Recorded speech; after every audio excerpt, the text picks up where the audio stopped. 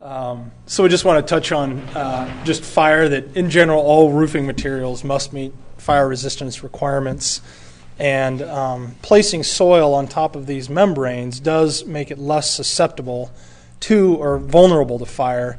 But like in the Buckman type scenario where we had those grasses that were getting that reflective heat gain, you know, it's good to, if you have grasses of those types that are going to brown out in the summertime, it's good to maintain them, and like they do at Buckman where they'll mow them and remove that combustible material.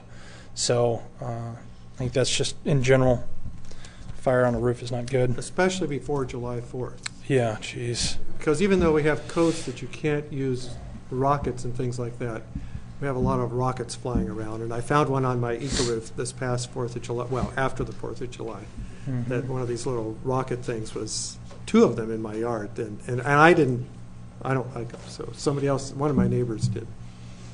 Well, that was, yeah, my whole backyard 2 years ago. Well, not the whole backyard, right, but probably a 60, yeah, about a 60-foot wide by, I don't know, 40-foot deep section of it was on fire up in northeast Portland just from one bottle rocket.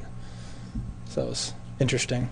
I felt bad, though, because the fire department came out. They did a great job of putting out the fire, and consequently it's kind of this, you know, property that's next to mine, but there's lots of gopher holes, and so it wasn't necessarily the hazard that the fire department had of putting the fire out, but it was actually the walk back to the fire truck where we almost lost one of the firefighters in a hole, and because it was pitch black out there too, and I felt horrible about that, but thank God I didn't have any workman's comp there.